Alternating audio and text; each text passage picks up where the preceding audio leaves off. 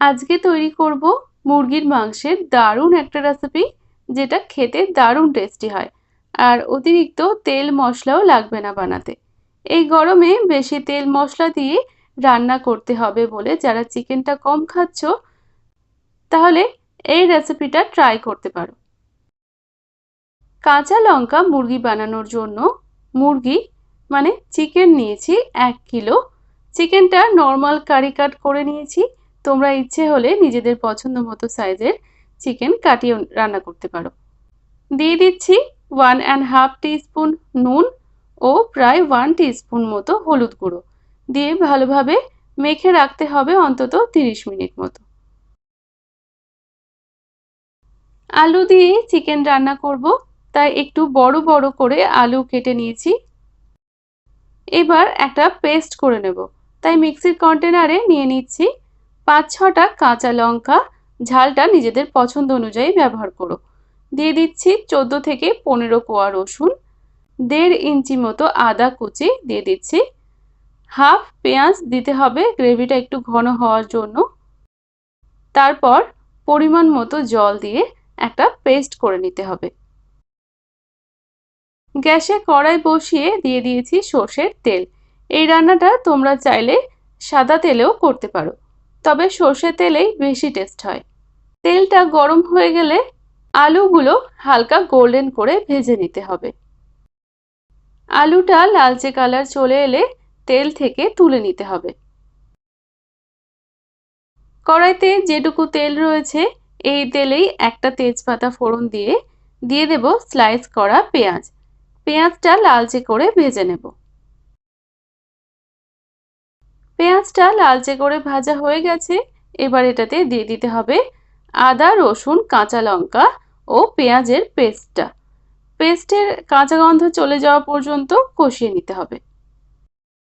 এই গরমে তোমরা কি কি রান্না করছো সেটা কিন্তু আমাকে কমেন্ট সেকশনে অবশ্যই জানিও। এদিকে মশলার কাঁচা গন্ধ চলে গেছে, সামান্য জল দিয়ে দেব যাতে মশলা পুড়ে না যায়। তারপর দিয়ে দেব স্বাদ মতো নুন।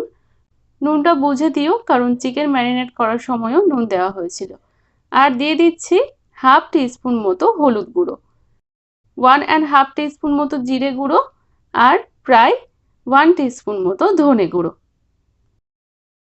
মশলা থেকে তেল বেরোনো পর্যন্ত ভালোভাবে কষিয়ে নেব। মশলা যত বেশি কষবে রান্নার টেস্ট তত ভালো হবে। মশলা থেকে তেল বেরোলে দিয়ে দিতে হবে ম্যারিনেট করা চিকেন আর ভেজে রাখা আলুগুলো। এখনকার আলুগুলো সেদ্ধ হতে একটু টাইম বেশি নেয়, তাই চিকেনের সাথে দিয়ে দিলাম। একটা জিনিস দিতে ভুলে গেছিলাম, গরম মশলা গুঁড়ো, সেটা এখন দিয়ে দিলাম 1/4 টিস্পুন মতো।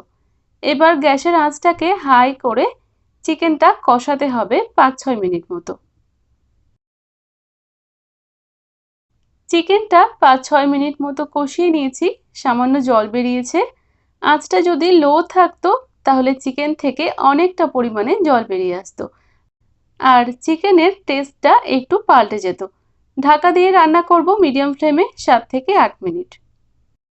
প্রায় 8 মিনিট পর ঢাকাটা খুলে নিয়েছি। চিকেন থেকে এই যে যেটুকু জল বেরিয়েছে এই জলে চিকেনটা ঢাকা দিয়ে দিয়ে ভালোভাবে কষিয়ে নেব।